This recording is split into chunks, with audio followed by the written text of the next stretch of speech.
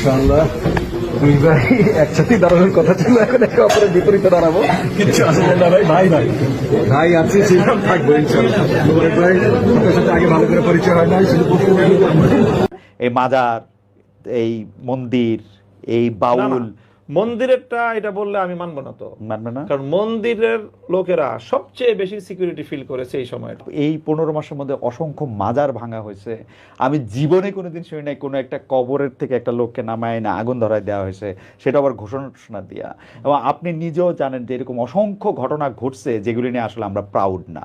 এটা তো শুধু আসলে হ্যাঁ, এটা তো আসলে হিন্দু না, এটা তো মুসলমান না। আমি বলি শুধু মাজারের ঘটনাগুলো লাগাতার ঘটে গেছে, ব্যাপারটা এরকম না। শুরুর দিকে 2-3টা ঘটনা ঘটেছে, এরপরে শুধু একটা ঘটনা, বিচ্ছিন্ন ঘটনা বলতে হবে এগুলোকে।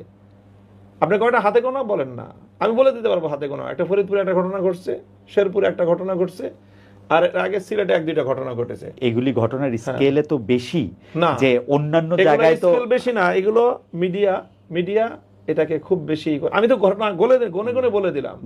ফরিদপুরে একটা ঘটনা আপনি অনেক ঘটনা গুনতেও পারেন নাই। কুষ্টিয়ার ঘটনা তো আপনি গুনলেন না।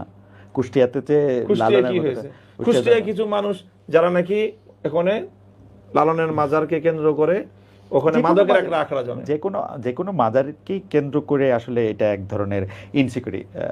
মামুন ভাই, আপনি এটা আরো বেশি জানেন, কারণ আপনার কাছে অনেকে আসছে যে মানে অনেক বেশি ইনসিকিউর মানুষ ফিল করছে। কিন্তু এই মাজার, এই মন্দির, এই বাউল মন্দিরেরটা এটা বললে আমি মানবো না তো, মানবে না, কারণ মন্দিরের লোকেরা সবচেয়ে বেশি সিকিউরিটি ফিল করেছে এই সময়টায় অনেক ক্ষেত্রে। কারণ আমাদের দেশে আমি যদি রথযাত্রার কথা বলি, টোটালি আমাদের দেশে হিন্দু নিপীড়নের যে ঘটনাগুলো 99% হলো সাবোটাজ। এবং এটা যারা ক্ষমতা, যারা দখলদারিত্ব করে, চাঁদাবাজি করে, মানুষের সম্পদ দখল করার যে ধান্দা করে, এরাই মানে যেখানে যেই ভাবে সুযোগ সন্ধানী তারা সেভাবে করে। হিন্দুদেরকে দুর্বল পেয়ে এই দখলদাররা, চাঁদাবাজরা, অথবা যারা এই যে মানুষের সম্পত্তি দখলকারী, তারা সম্পদ দখল করে, হিন্দু দুর্বল হিসেবে তাদেরটা করে।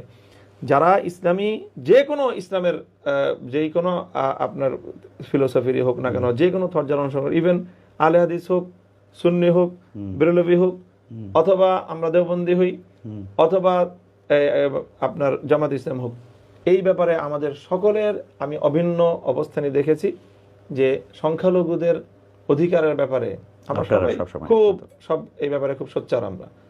যার কারণে আর আমাদের কোন গ্রুপের মধ্যেই ওই শ্রেণীটা নাই যে মানুষের জায়গা জমি, মানুষের প্রপার্টি দখল করবে। মানুষের প্রপার্টি যারা দখল করে তারা মূলত বাংলাদেশের প্রতিষ্ঠিত রাজনীতি করে। কিন্তু তারে ধর্মকর্ম করতে, মানে আমি ধরেন দু একটা উদাহরণ দিতে এরকম দিই যে এবার এই 15 মাসের মধ্যে যে কয়টা হিন্দুদের তো অনেক রকম উৎসব আছে, সেই উৎসবগুলির সময় কমাইতে বলা হয়েছে কিনা, তাদের আসলে ঢাকের শব্দ যাতে একটা নির্দিষ্ট দূরত্বে না যায় সেগুলি বলা হয়েছে কিনা আপনার কাছে? এটা হয়তো সবসময় বলা হয়ে থাকে। কখনো তারা মসজিদ আর মন্দির যখন কাছাকাছি, তারাবির নামাজ চলতেছে, ঠিক একই সময়ে জুমার নামাজ চলতেছে, একই সময়ে রথযাত্রা, সেই সময়গুলো এমন কোন অপ্রীতিকর ঘটনা বাংলাদেশে ঘটার কোনো সুযোগ নাই। কারণ হিন্দুরা দুর্বল, ওরা তো আর অপ্রীতিকর ঘটনা ঘটতে পারবে না, ভয়ে চুপসায় গেছে কিনা। এরকম কোন আপনি বলেন যে নামাজের কারণে অথবা মসজিদের কারণে তারা তাদের ধর্মীয় উৎসব উদযাপন করতে পারেনি, এমন কোনো ঘটনা ঘটে নেই।